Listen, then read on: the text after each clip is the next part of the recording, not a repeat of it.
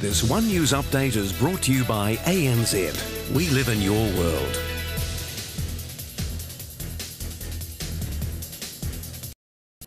Back here, the Transport Agency is bringing in major changes to the restricted driver's licence test from tomorrow, making it much harder and longer. The changes are designed to cut a teen road toll, which is one of the highest in the world. Renee Graham has more. For 16-year-old Victoria Clements, getting her restricted licence is about to get a whole lot harder. Yeah, I feel a bit bummer. I wish I had got my act together when I was 15 and got it, but I don't think at 15 I was ready. So I'm pretty glad I waited, because I think I would have been a mess.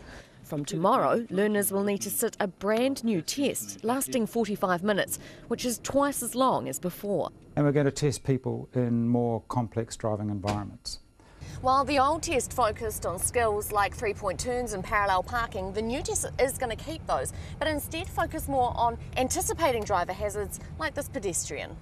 They're going to have to be looking at that set of traffic lights way down there and processing now what they're going to have to do. About 69,000 learners will sit the new restricted test each year.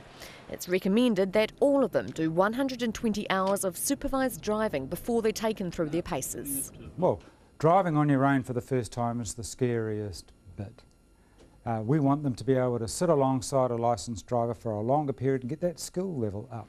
The changes are aimed at reducing the high teen fatality rate. On average, one teenager dies on New Zealand roads every week. We've seen from similar sorts of programs in Australia, being able to lift the competence of new drivers reduces their crash rate. They're safer to themselves and they're safer to all other road users. Given that all of the 3 million drivers currently on our roads passed under the old system, even the officials expect it to take years before the new tests have an impact on the road toll. Renee Graham, One News. This One News update is brought to you by ANZ. We live in your world.